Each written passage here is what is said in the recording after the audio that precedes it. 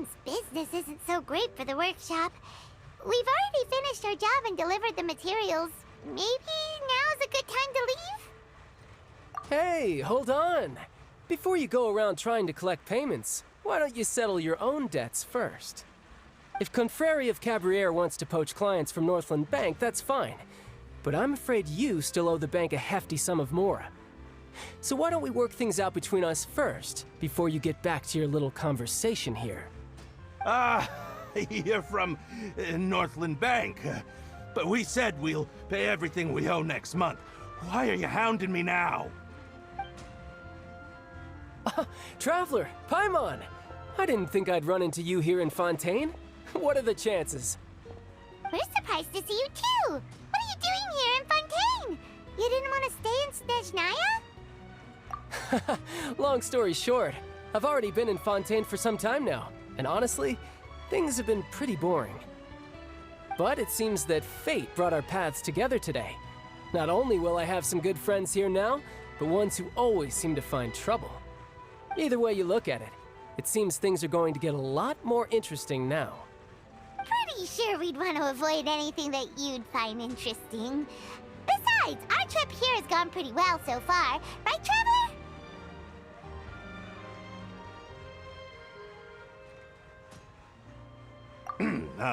Hey, you, Northland Bank boy. Aren't you forgetting something? Don't interrupt. It's not often I run into the Traveler like this. Why don't you wait for me over there for a while?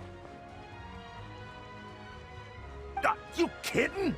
Aren't you the one looking for us? You really expect us to sit and twiddle our thumbs while you catch up with your friends? Listen to me, boy. If you want your mora, fine. Why don't you come and take it? Hey, I just said not to interrupt.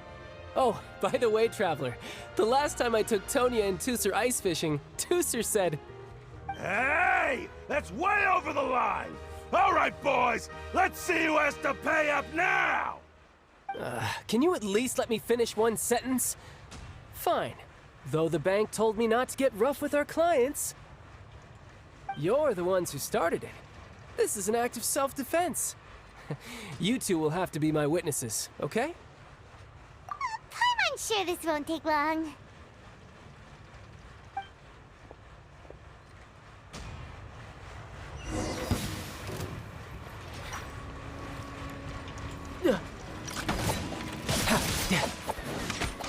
You can run, but you can't hide.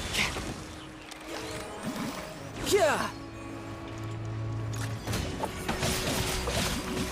Yeah. Who's next?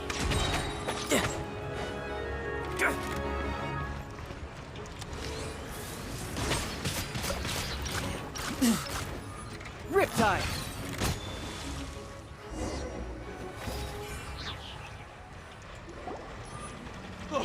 What's your deal, Brad? How are you so strong if you're just a staffer from Snezhnaya's Northland Bank? Wait, don't tell me you're... Oh, now you notice. It's a little late, don't you think? Just make sure you understand that you don't mess with Northland Bank. Got it?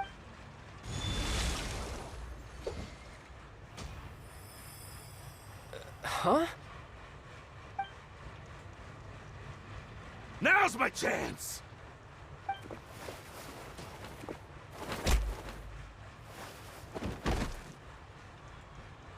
Huh. That was weird.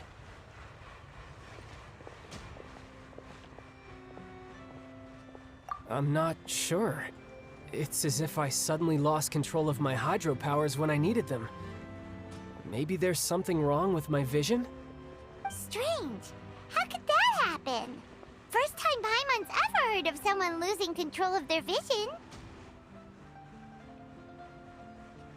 Never mind. It doesn't matter. If I want to stay sharp, I shouldn't be relying too much on my vision anyway. Besides, I always have my delusion in case I need it. So what are you doing in Fontaine, child? And don't say it's work for Northland Bank. Well, I guess it's because I've been in a bad mood lately. Huh? What kind of reason is that? Wait, since when do you feel down about anything? I don't know. Maybe I still have a lot to learn about myself. but recently, there seems to be some sort of restless power stirring inside of me. And I don't know why, but every now and then I feel like I'm in a terrible mood. Maybe you losing control of your vision just now is connected with that power you're feeling inside. That is a possibility. I can't remember if I ever mentioned it before, but when I was 14, I fell into some unknown abyss.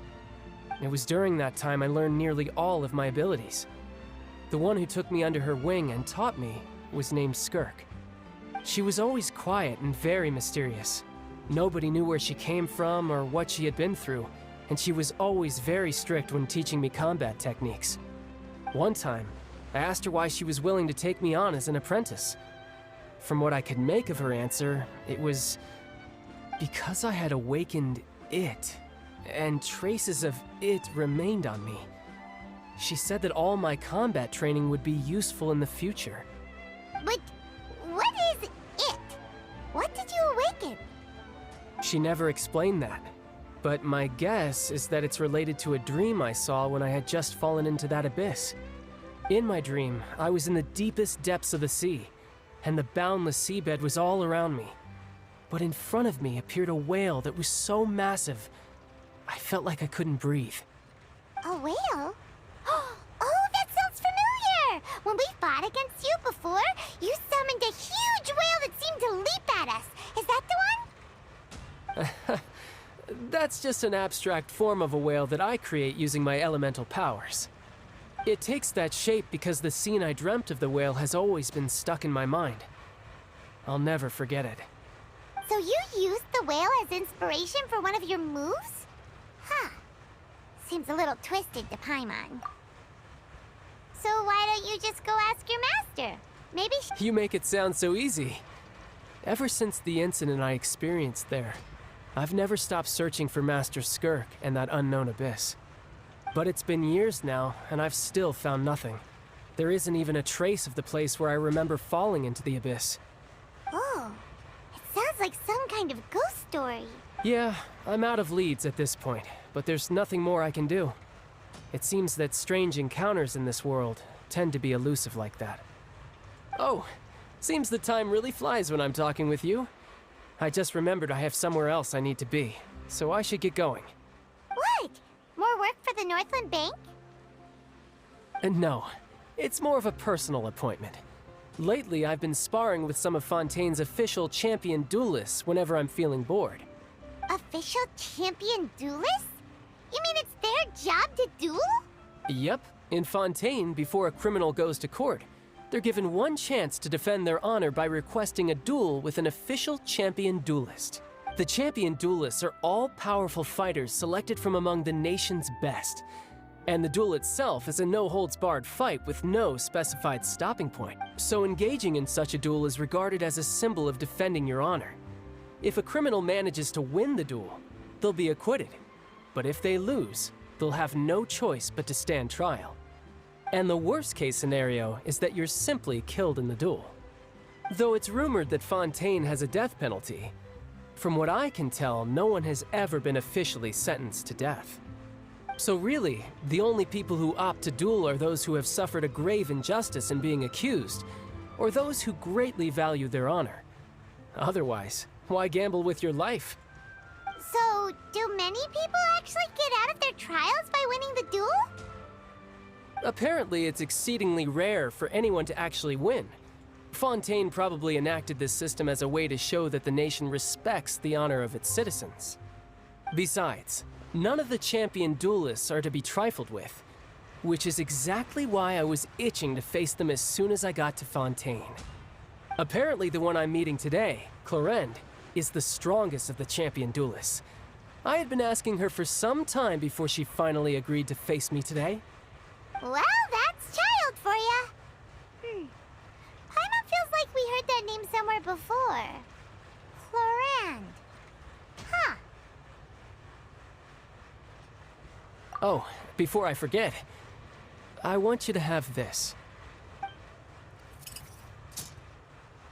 Huh? Your vision? You're seriously just giving it away? I'm just worried that it could become uncontrollable again. I'd be pretty upset if it got in the way of my duel, so I think I'll be better off without it for now. Besides, I just need you to hold on to it for a short while. I'll come retrieve it when I have some time later. Paimon knows what you're up to. You just want an excuse to come talk to us again, don't you?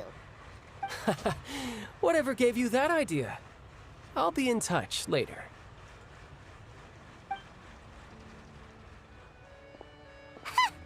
That sneaky guy.